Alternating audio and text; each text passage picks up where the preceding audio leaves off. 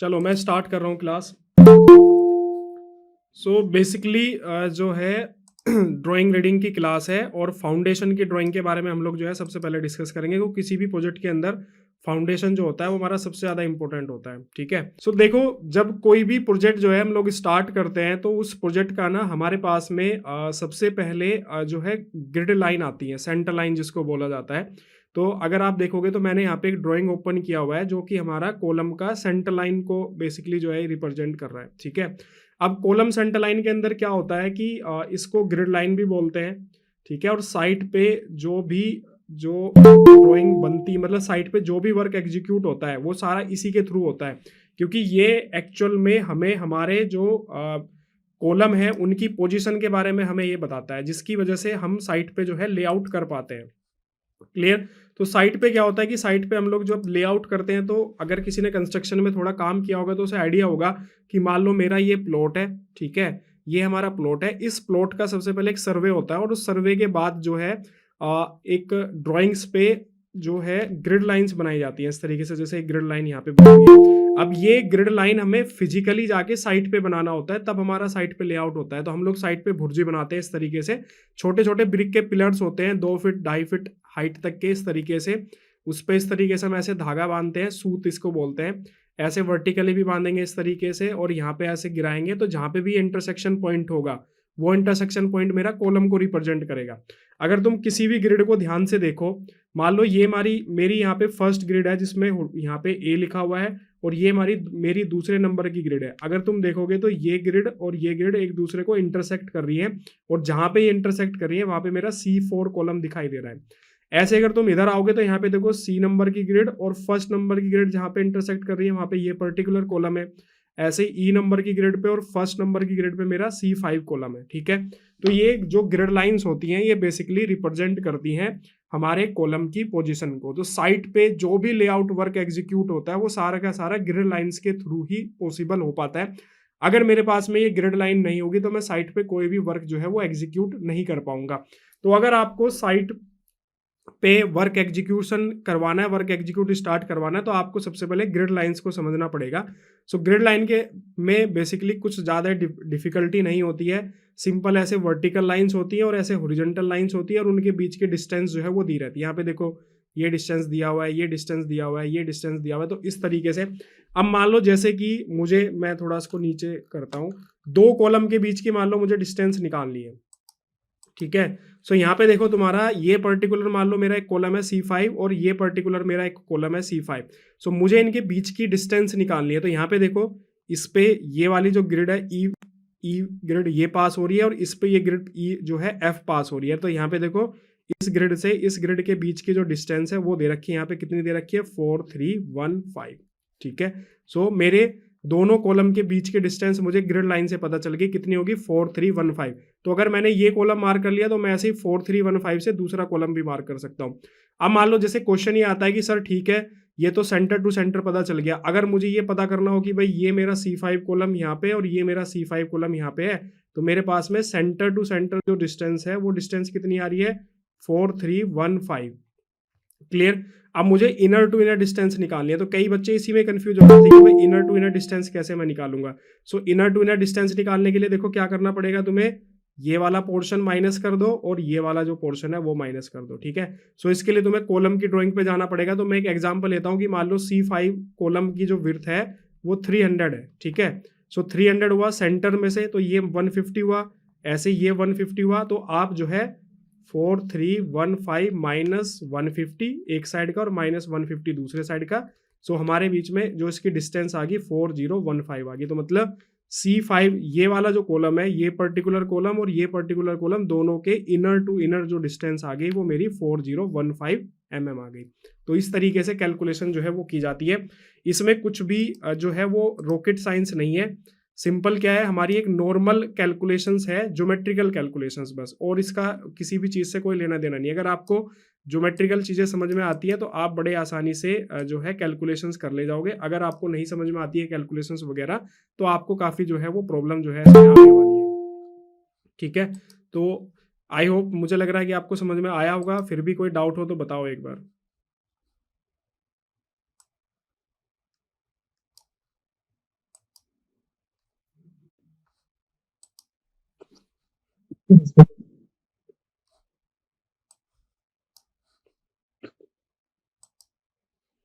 ठीक है, आप ऐसे किसी भी कॉलम के बीच की डिस्टेंस निकाल सकते हो, किसी भी पर्टिकुलर कॉलम के बीच की। मान लो कोई भी एग्जांपल उठा के देख लेते हैं कि जैसे मान लो कुछ अलग सा लेते हैं यहाँ पे, अगर तुम देखोगे सो जैसे ये वाला लेते हैं, यहाँ पे ये वाला कॉलम और इस कॉलम के बीच की डिस्टेंस लेते हैं। अब तुम ध्यान से देखो कि ये वाले पर्टिकुलर कॉलम पे दो ग्रिड लाइन मेरी पास हो रही है, एक ये वाली ग्रिड पास हो रही है, एक ये ग्रिड पास हो रही है। तो ज़्यादा जो कन्फ्यूजन होता है ना ऐसी ड्राइंग्स के अंदर ही होता है कि जहाँ पे हमारी जो ग्रिड लाइंस होती है ना वो एक से ज़्यादा पास हो रही है किसी पर्टिकुलर कॉलम पे। सो यहाँ पे तुम देखोगे ना, ये जो ग्रिड लाइन है, ये वाली जो ग्रिड लाइन है ये बेसिकली इस कॉलम के सेंटर से पास हो रही है, और ये थोड़ा सा सेंटर से पास नहीं हो रही है, थोड़ा सा हट के पास हो रही है। मान लो अगर C5 मेरा कॉलम 300 mm का है और ये सेंटर से पास ना होगे, मतलब ये सेंटर से पास हो रही है और ये इससे 145 mm के डिस्टेंस पे पास हो रही है। तो हम सिंपल देखो यहाँ पे क्या करेंगे, टोटल डिस्टेंस देखो कैलकुलेट करो, इस कॉलम के सेंटर से इस कॉलम के सेंटर तक की डिस्टेंस कैलकुलेट करो, कितनी आएगी 5110, और इसमें 145 जो है वो ऐड कर दो। जैसे तुम इसमें 145 ऐड करोगे, मैं उठा लेता हूँ 5110 प्लस 145, सो यहाँ पे देखो डिस्टेंस आ जाएगी कितनी 5255। ठीक है, तो हमारे इस पर्टिकुलर कॉलम से इस पर्टिकुलर कॉलम के सेंटर टू सेंटर की डिस्टेंस आ गई 5200। मैं यहाँ पे दोनों को एक लाइन में ड्रॉ कर लेता हूँ, ये कॉलम मेरा ऐसे है और दूसरा कॉलम जो है वो मेरा ऐसे है। ठीक है, सो देखो यहां से लेके यहां तक के सेंटर टू सेंटर डिस्टेंस मेरी आ गई 5255। ठीक है, लेकिन इस कॉलम का ओरिएंटेशन अलग है और इस कॉलम का जो ओरिएंटेशन है वो अलग है। इसकी विड्थ कितनी दी है 300, मैं एग्जांपल ले रहा हूं, और मान लो इसकी जो विड्थ है वो 600 है। ठीक है, सो अब देखो यहाँ पे इसका सेंटर कितने पे हुआ 300 पे, तो इतना डिस्टेंस हमारा कितना हुआ 300। इसका सेंटर ये 300 है तो इसका सेंटर कितने पे हुआ 150 पे। तो अब यहाँ पे देखो 5255 में से 300 इधर से माइनस कर दो और 150 इधर से माइनस कर दो, तो हमारा 5255 माइनस कर दो 300 लेफ्ट साइड से और माइनस कर दो 150। सो यहाँ पे 5255 माइनस 300 माइनस 150। ठीक है, करोगे तो यहाँ पे देखो 4805 ये डिस्टेंस आ गई इस पर्टिकुलर कॉलम के फेस से इस कॉलम के फेस की डिस्टेंस। तो हमारी ये वाली जो डिस्टेंस है ये डिस्टेंस हमारी आ गई 4805। तो इस तरीके से बेसिकली ये कैलकुलेशंस की जाती हैं, कुछ भी नहीं है, सिंपल जो है इसके अंदर क्या है, हम सिर्फ न्यूमेरिकल कैलकुलेशंस है और बाकी कुछ भी नहीं है। ठीक है, तो जैसी भी आपके पास में ड्राइंग्स आती है उसी तरह की ड्राइंग्स पे आप बड़ी आसान तरीके से इन पे क्या कर सकते हो, आप कैलकुलेशंस जो है वो बड़े आसानी से परफॉर्म कर सकते हो। अब इसके अंदर जो है कुछ और चीज़ें डिस्कस करते हैं, जैसे कि यहाँ पे जस्ट ए मिनट,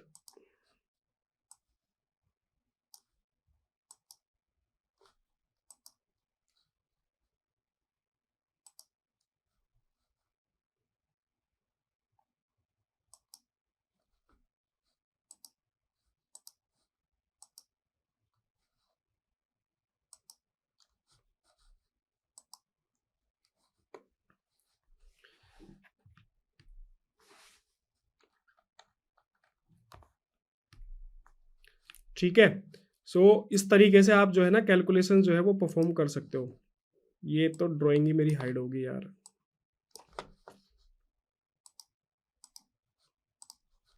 चलो अब बात करते हैं सेंटर लाइन का। आपको समझ में आ गया होगा कि सेंटर लाइन का जो है बेसिकली कॉन्सेप्ट किस तरीके से काम करता है।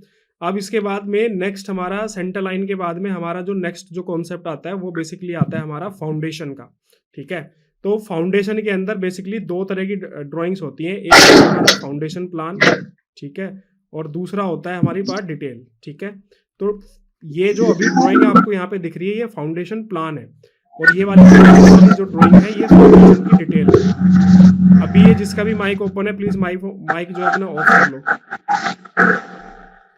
तो यहाँ पे देखो प्लान बेसिकली क्या होता है, जब आप ना कई बार इंटरव्यू के अंदर जाते हो ना तो आपसे इंटरव्यू के अंदर भी ये पूछ लिया जाता है कि प्लान क्या होता है। किसी भी ड्राइंग्स के अंदर प्लान जो है हम किस चीज को बोलेंगे कि प्लान क्या होता है। तो प्लान जो है बेसिकली क्या होता है कि जब हम किसी भी चीज को टॉप से देखते हैं तो वो उसका प्लान जो है वो कहलाता है। प्रीवियस वीडियोस के अंदर हम लोगों ने ये भी डिस्कस किया था, जब हम लोग टाइप्स ऑफ ड्राइंग डिस्कस कर रहे थे तो उसमें हम लोगों ने डिस्कस किया था कि प्लान जो है वो क्या होता है। तो आपको जो है वीडियो अगर आपके ध्यान होगा यूट्यूब पे बनी हुई है उसको देखना। बताता हूँ कि किसी भी चीज को जब हम टॉप से देखते हैं तो वो उसका क्या कहलाता है, वो उसका प्लान कहलाता है। तो ये चीज इंटरव्यू के अंदर कई बार पूछी जाती है कि प्लान क्या होता है, सेक्शन क्या होता है, एलिवेशन जो है वो क्या होता है। तो आपको बेसिकली इसका कॉन्सेप्ट पता होना चाहिए। जैसे ये पेन आपको दिख रहा होगा, ये पेन जो है ना, अगर मैं इसको टॉप से देख रहा हूँ तो मुझे क्या दिखाई देगा, अगर मैं इस पेन को टॉप से देखूंगा तो मुझे ऐसे सर्कल दिखाई देगा, ठीक है ना। अगर मैं इसको पेन को सामने से देख रहा हूं तो ये पेन मुझे कुछ इस तरीके से दिखाई देगा, इस तरीके से मुझे ये पेन दिखाई देगा, ठीक है। तो ये डिफरेंस होता है। अब पेन एक ही है, लेकिन जब आप इसको अलग अलग एंगल से देख रहे हो तो ये आपको अलग अलग दिखाई दे रहा है। जब आप इसको टॉप से देख रहे हो तो ये आपको सिर्फ सर्कल दिखाई दे रहा है, और जब हम इसको सामने से देख रहे हैं तो हमें ये कुछ इस टाइप से दिखाई दे रहा है। तो ड्रॉइंग रीडिंग के अंदर प्लान, सेक्शन, एलिवेशन, अगर आप इसको एक दूसरे के साथ रिलेट करना सीख गए तो आपको सारा कॉन्सेप्ट क्लियर हो जाएगा। अब जैसे ये ड्राइंग है, मतलब ये फुटिंग है C5, हम इसका प्लान देख रहे हैं। प्लान देखने पे मुझे क्या दिख रहा है, सिर्फ एक स्क्वायर दिख रहा है ऐसे, ठीक है, जिसकी जो है 2500 बाई 2500 जो है इसकी डायमेंशन है, क्लियर। लेकिन जब मैं इसकी डिटेल पे आता हूं, मैं इसकी डिटेल पे आया, मैंने यहाँ पे डिटेल में आके देखा तो डिटेल के अंदर मुझे ये कुछ इस टाइप से दिखाई दे रहा है। अब देखो कितना डिफरेंस हो गया कि यहाँ पे मुझे सिर्फ ये एक रेक्टेंगल या एक स्क्वायर बॉक्स की तरह दिख रहा है, लेकिन जब मैं यहाँ पे आ रहा हूं तो मुझे ये कुछ और ही अलग तरीके से दिख रहा है। तो कई बार लोग इसी में ही कंफ्यूज हो जाते हैं कि भाई अगर ये ऐसे यहाँ पे दिख रहा है और यहाँ पे ऐसे दिख रहा है तो हम इसको कैसे रिलेट करेंगे, ठीक है। तो बेसिकली ये क्या है, ये हमारा टॉप व्यू है क्योंकि हम इसको टॉप से देख रहे हैं, और ये हमारा क्या है कि ये इसका सेक्शन है, जो यहाँ पे देखो सेक्शन कट किया गया है। ये देखो ये मेरी फुटिंग का प्लान है, और इस प्लान को यहाँ पे देखो सेक्शन को कट किया गया, और उस सेक्शन को यहाँ पे जो है डिटेल में इसका दिखाया गया कि फुटिंग एक्चुअल में आपकी इस तरीके की नहीं है। फुटिंग आपकी जो एक्चुअल में है वो इस तरीके से बनेगी। अब इसको समझते हैं थोड़ा सा। यहाँ पे देखो ये आपका फुटिंग का प्लान दिया हुआ है, लिखा हुआ भी कि टिपिकल फुटिंग प्लान। यहाँ पे देखो एक आउटर लाइन आपको दी है, ये आउटर लाइन आपको दिख रही है, और ये आपको यहाँ पे इनर लाइन दिख रही है। तो सबसे पहले तो इस आउटर लाइन और इनर लाइन के बारे में डिस्कस करते हैं। जब मैं यहाँ पे इसको देख रहा हूँ आउटर लाइन को और इनर लाइन को, तो मुझे कुछ समझ नहीं आ रहा कि यार ये आउटर लाइन क्या है या फिर इनर लाइन क्या है। जब ये सेक्शन जो हमारा यहाँ पे कट हो रखा है, जब मैंने इस सेक्शन को आके मैं यहाँ पे देखता हूँ तो मुझे पता चलता है कि यहाँ पे देखो ये मेरी आरसीसी है फुटिंग की, और नीचे यहाँ पे पीसीसी है। तो यहाँ पे देखो एक ऑफसेट दिया हुआ है, ये यहाँ पे देखो क्या दिया हुआ है, ये ऑफसेट दिया हुआ है। तो ये जो आउटर लाइन है, ये वाली लाइन जो यहाँ पे ये आउटर लाइन आपको दिख रही है, ये पीसीसी की लाइन है, ठीक है। और ये जो इनर लाइन आपको दिख रही है, ये इनर लाइन जो है ना, ये आरसीसी की लाइन है। ये कौन सी लाइन है, इनर लाइन जो है ये आरसीसी की लाइन है। तो एक प्लान देख के मुझे समझ में नहीं आया कि भाई ये आउटर लाइन मेरी किस चीज की है और मेरी इनर लाइन जो है वो किस चीज की है। लेकिन जब मैंने इसका सेक्शन देखा तब मुझे क्लियर हुआ कि अच्छा ये मेरा जो है आउटर लाइन मेरी आरसीसी की है, और मेरी जो इनर लाइन है वो मेरी यहाँ पे पीसीसी की लाइन है। तो इस तरीके से आपको दोनों चीजों को देखना पड़ेगा कि इनर लाइन मेरी क्या है और आउटर लाइन क्या है। अब इसके बाद आ जाओ थोड़ा सेंटर की तरफ आते हैं। सेंटर की तरफ अगर तुम देखोगे यहाँ पे तो आपको दिखाई देगा, यहाँ पे भी आपको दो लाइन दिख रही है। सेंटर में क्या है, फुटिंग के कॉलम है, ये बीच में मेरा कॉलम है, लेकिन यहाँ पे भी मुझे आउटर लाइन जो है वो दिख रही है।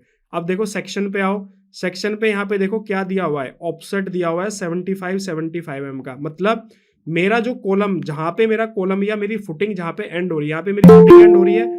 सो यहाँ पे क्या दे रखा है कि जो मेरा कॉलम है उस कॉलम के चारों साइड 75 mm का ऑफसेट दिया हुआ है। तो यहाँ पे क्या साइज हो जाएगा, ऊपर मान लो मेरे कॉलम का साइज 300 mm बाई 300 mm है, ठीक है। तो 75 इधर से 75 इधर से, तो ये कितना हो जाएगा 450, और यहाँ पे भी सेम ऐसे ही 450। तो इस तरीके से कैलकुलेशंस की जाती है, तब समझ में आता है। अब यहाँ पे देखो ये लाइन दी हुई है, ये लाइन दी हुई है, ये लाइन मेरी दिखा रही है कि मेरी फुटिंग के अंदर स्लोप है, जो कि आपको ये वाली लाइन दिख रही है। भाई मेरी फुटिंग जो है या तो रेक्टेंगुलर बॉक्स हो सकती है इस तरीके से, या मैं फुटिंग के अंदर कुछ स्लोप दूंगा।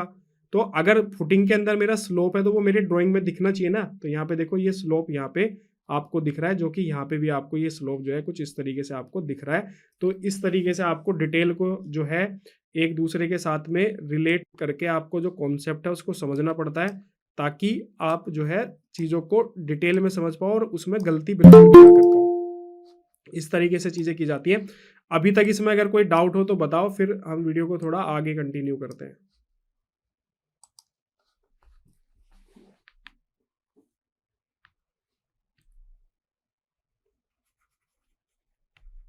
जल्दी बोलो, अगर किसी को कुछ बोलना है तो फिर आगे बढ़ते हैं हम लोग। Hello sir. हाँ जी, हाँ जी, बताओ। सर ये पूछ रहा था मैं कि जैसे ये जो आपने फुटिंग बताया इसमें स्लोप देना जरूरी होता है। अगर हम स्लोप नहीं देते हैं तो क्या सर सीलन आने के चांसेस है इसका दीवारों पे? सीलन से कोई लेना देना नहीं है। वो बेस स्ट्रक्चर, जो आपकी स्ट्रक्चर डिजाइन होके आती है, उस स्ट्रक्चर डिजाइनिंग में जो शेप जो है स्ट्रक्चर डिजाइनर लेकर उसको डिजाइन करता है, उसके अकॉर्डिंग ही आपको साइट पर रखना पड़ेगा। इसका सीलन से कोई मतलब नहीं है, ठीक है ना। तो जब भी आप कोई भी स्ट्रक्चर जो डिजाइन होती है ना, तो उसमें स्ट्रक्चर को लोड कैलकुलेशंस, बेयरिंग कैपेसिटी जो सोइल की होती है उसके अकॉर्डिंग उसको डिजाइन किया जाता है। तो उस टाइम पे जो भी स्ट्रक्चरल इंजीनियर फुटिंग की शेप डिसाइड करता है, उसके अकॉर्डिंग ही हमें शेप जो है वो रखनी पड़ती है। कहीं पे आपको स्लोप वाली मिलेगी, कहीं पे सिर्फ रेक्टेंगुलर बॉक्स फुटिंग मिलेगी तुम्हें, कहीं पे जो है राफ्ट फाउंडेशन का यूज किया जाता है। तो वो अलग अलग होता है, उस डिपेंड करता है कि आपने किस टाइप की आपकी स्ट्रक्चर है, उसके अकॉर्डिंग जो है वो सारा का सारा जो है डिसाइड होता है। उसका सीलन से कोई मतलब नहीं है, ठीक है। Okay sir. हाँ जी, हाँ जी। कुछ और डाउट हो तो बताओ। एक तो यार ये सिस्टम बड़ा हैंग कर रहा है आज तो भाई, बार बार ड्राइंग जो है ना वो हाइड हो जा रही है।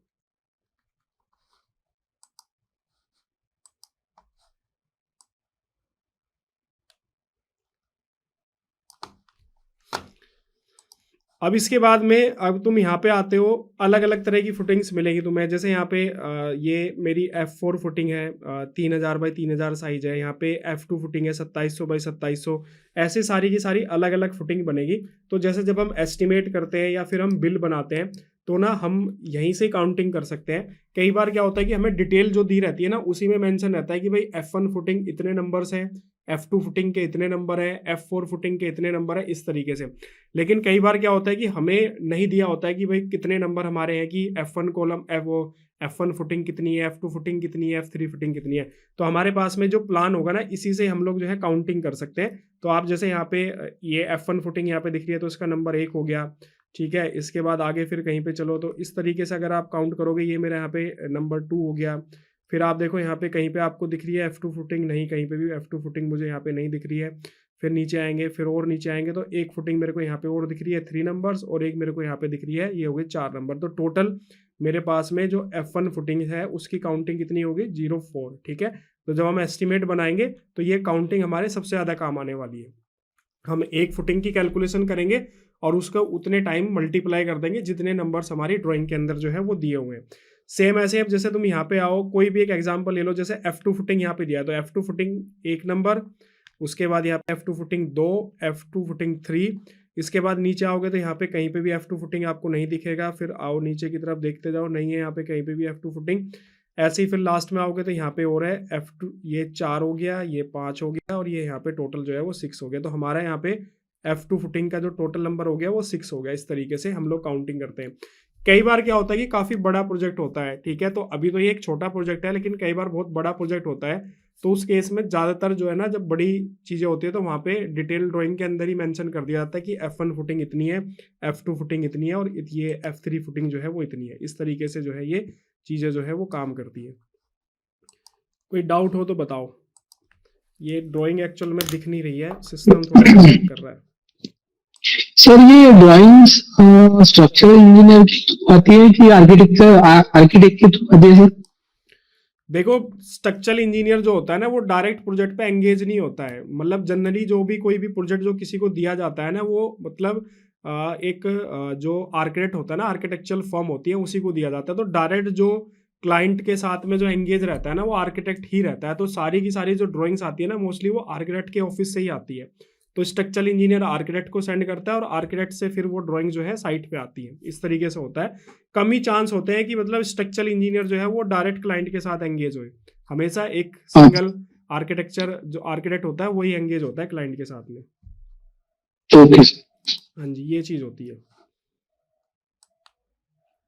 मेरे को यार ये पूछते रहो जब तक कुछ और। यार ये ड्राइंग एक्चुअल में ओपन नहीं हो रही, सिस्टम थोड़ा लैग कर रहा है, पता नहीं क्या दिक्कत हो रही है। सर मुझे एलिवेशन में प्रॉब्लम आती है सर, एलिवेशन में और सेक्शन की जो ड्राइंग्स होती है ना उसको रीड करने में प्रॉब्लम आती है सर। उसका सबसे बढ़िया तरीका मैं आपको बता रहा हूँ, जो मैंने खुद यूज़ किया था। उसका एक सबसे बढ़िया तरीका ये है कि आप ना साइट पे जाके उसको एक्चुअल में रिलेट करने की कोशिश करो। हाँ सर, मेरी साइड ही चालू है सर यहाँ पे। हाँ, तो तो जैसे मैं उसमें अपना एक्सपीरियंस आपके साथ शेयर करता हूँ कि जब मैं फर्स्ट टाइम जब मैंने ज्वाइन किया था तो मुझे भी सबसे बड़ी प्रॉब्लम आती थी कि सेक्शन प्लान और ये ना समझ ही नहीं आता था कि एक्चुअल में इसको किस तरीके से एग्जीक्यूट करा, मतलब किस तरीके से इसको समझना है।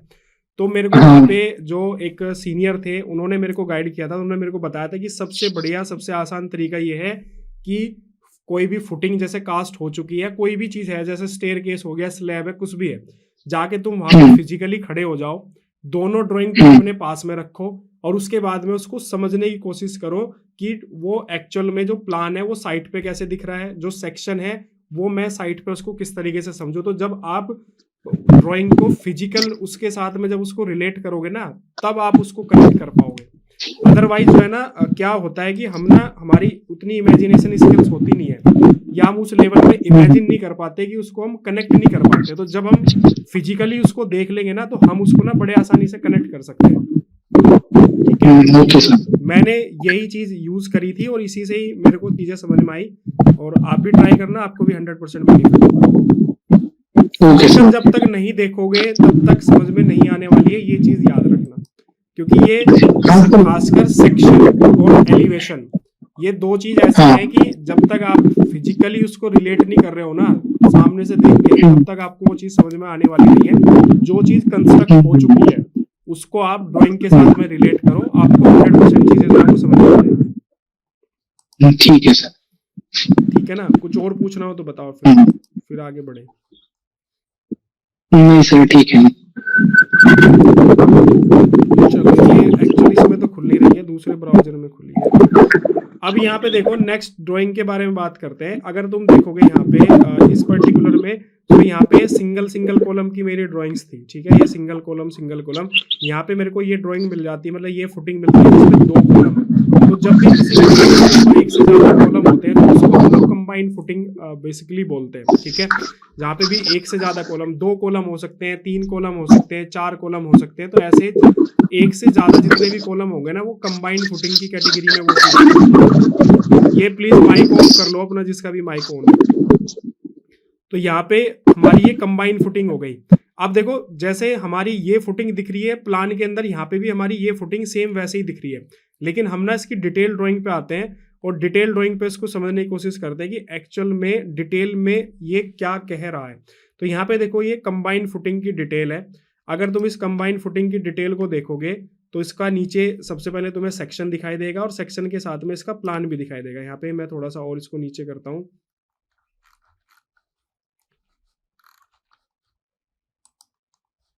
सिस्टम बहुत लैग कर रहा है यार आज तो।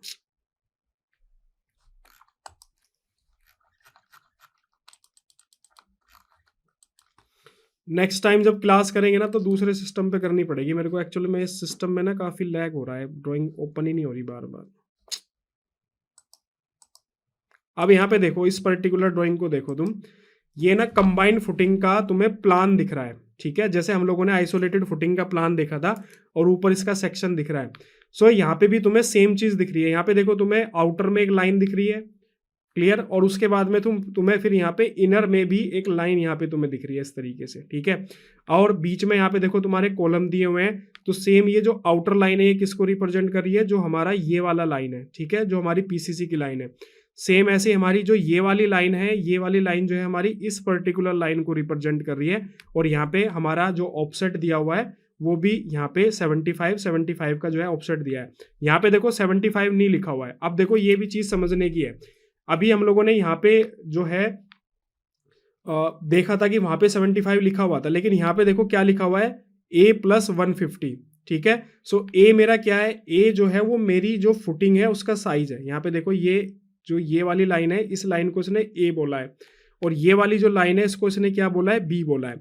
और आउटर लाइन को इसने कैसे रिप्रेजेंट किया है कि A+150। ऐसे यहाँ पे देखो आउटर लाइन को इसने क्या रिप्रेजेंट किया है, B+150।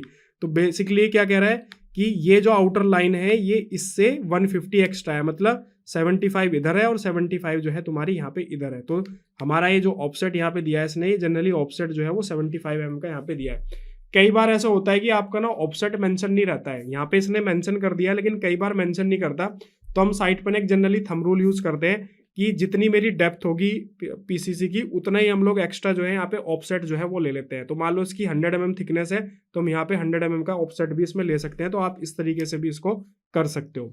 इसके अलावा यहाँ पे देखो कॉलम के अंदर, कॉलम का यहाँ पे इसने देखो साइज लिया है स्मॉल ए स्मॉल बी, और उसके बाद में एक्स्ट्रा जो आउटर लाइन है, आउटर लाइन कौन से वाली, जो ये कैपिंग वाला जो पार्ट है, यहाँ पे देखो माउस के कर्सर को देखो। सो यहाँ पे इसने देखो A+150 और B+150 करके इसने इसको रिप्रेजेंट किया है। तो मतलब 75 मेरा इधर है, 75 का ऑफसेट इधर है, ऐसे ही मेरा 75 का ऑफसेट इधर आ जाएगा, 75 mm का ऑफसेट जो है मेरा इधर आ जाएगा। तो इस तरीके से। अब यहाँ पे देखो एक चीज आपको समझनी है, यहाँ पे देखो कोई भी ऐसे क्रॉस लाइन नहीं है, इसका मतलब इस पर्टिकुलर फुटिंग के अंदर मेरा स्लोप नहीं है। ये फुटिंग यहाँ पे देखोगे तो सिंपल सेक्शन के अंदर आपको दिख रही होगी, सिंपल एक रेक्टेंगुलर बॉक्स की तरह है, ठीक है। यहाँ पे सिंपल कोई स्लोप नहीं है, कंबाइंड फुटिंग के अंदर कोई स्लोप नहीं है। तो हम कह सकते हैं कि हमारी ये जो ड्राइंग है इसमें जितनी भी आइसोलेटेड फुटिंग है, उन सारी आइसोलेटेड फुटिंग की जो मेरी शेप है वो इस शेप के अंदर है, और जो मेरी कंबाइंड फुटिंग है वो मेरी कंबाइंड फुटिंग जो है इस तरीके से एक रेक्टेंगुलर बॉक्स की तरह है। यहाँ पे एक फर्स्ट कॉलम इसके अंदर, ये सेकंड कॉलम। तो देखो हमें कहाँ से पता चला, अभी मैं ये देख रहा हूँ ये भी देख रहा हूँ प्लान के अंदर, तो मुझे कुछ डिफरेंस समझ में नहीं आ रहा, मुझे दोनों एक जैसी दिखाई दे रही है। लेकिन जब मैंने इसकी डिटेल ड्राइंग पे जाके देखा तो मुझे पता चला कि मेरी जो ये वाली ड्राइंग है, आइसोलेटेड वाली ड्राइंग जो है वो स्लोप के अंदर है, और मेरी जो कंबाइंड ड्राइंग है वो मेरी जो है रेक्टेंगुलर बॉक्स की तरह है। तो इस तरीके से देखो जब डिटेल ड्राइंग पे हम जाते हैं ना तब हमें चीज़ें समझ में आती हैं कि एक्चुअल में वो किस तरीके से उसकी प्रॉपर डिटेलिंग जो है वो होने वाली है, ठीक है। तो इस तरीके से ये था। इसको मेरा जो एक्चुअल सिस्टम है ना ये काफ़ी लैग कर रहा है, तो मतलब इस क्लास को थोड़ा सा यहीं पे क्लोज करते हैं, फिर नेक्स्ट टाइम जब आएंगे तो थोड़ा दूसरे सिस्टम के साथ मैं आऊँगा, ठीक है ना। तो अगर कोई डाउट वाउट हो तो बताओ फिर, ठीक है, फिर नहीं तो फिर मैं क्लोज करूँगा इस वीडियो को। सर आपकी क्लास कौन कौन से डेज में होती है? यार एक्चुअली ना कोई फिक्स टाइमिंग नहीं है, मतलब वैसे जो फ्री क्लास की है तो उसकी कोई टाइमिंग नहीं है, लेकिन हमारा जो लाइव बैच है उनकी क्लासेस जो है वो जनरली वीकेंड पे होती है, या फिर कुछ रेगुलर बैच भी है तो उनकी जनरली इवनिंग में क्लास होती है 8 बजे।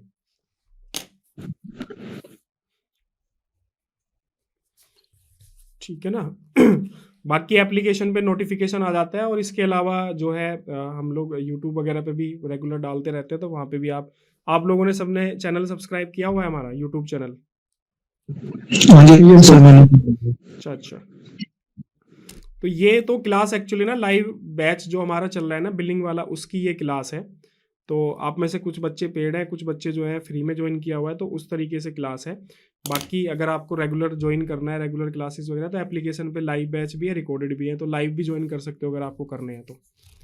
बाकी कुछ डाउट हो करियर वगैरह से रिलेटेड, या फिर जो पढ़ाया अभी इससे कुछ डाउट हो तो फिर बताओ, फिर क्लास को क्लोज करते हैं।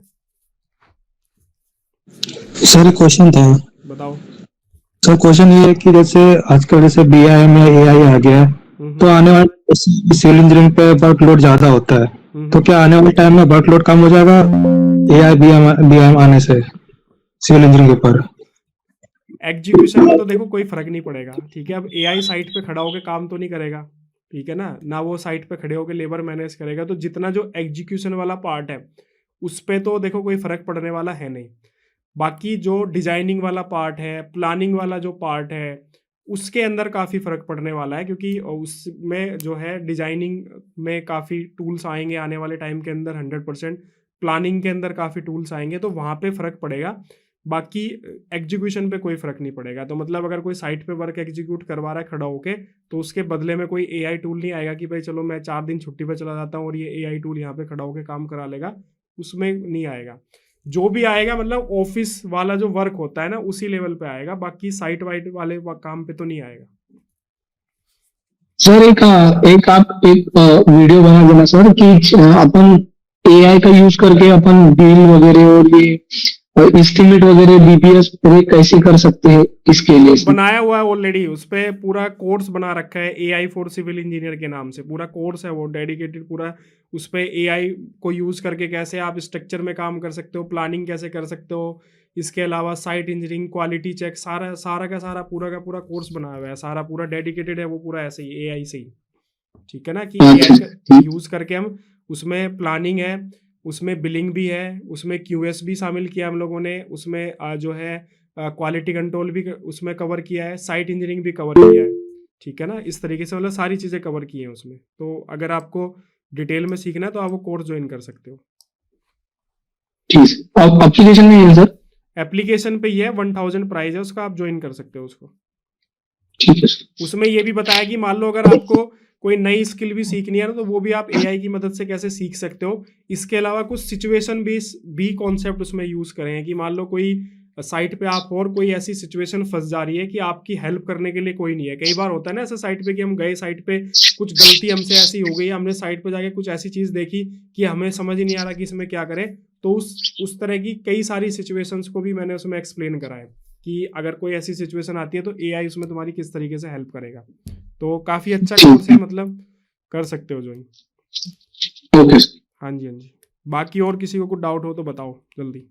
सर ये ड्राइंग रीडिंग का पूरा सेशन चलेगा सर? अभी आपने प्लान लिया है हाँ, लाइव ये क्लास? पूरा बिलिंग वाले कोर्स का पार्ट है ना ये एक्चुअल में हमारे। ये अच्छा तो अच्छा। पूरा चलेगा ये तो। ठीक है, तो अच्छा अगर आपको ठीक है। जो पूरी कंटिन्यूअस सीरीज अगर देखनी है तो आप फिर जो है डेडिकेटेड कोर्स ज्वाइन करो। अदरवाइज जो है जो ये वाली नोटिफिकेशन आती है तो फिर आप ये बीच बीच में आप ज्वाइन कर सकते हो। ठीक है सर। ठीक है ना, तो इस तरीके से है ये। हाँ, हाँ जी, हाँ जी। ठीक है सर। बाकी फिर और बताओ जल्दी, किस किस को डाउट है कुछ।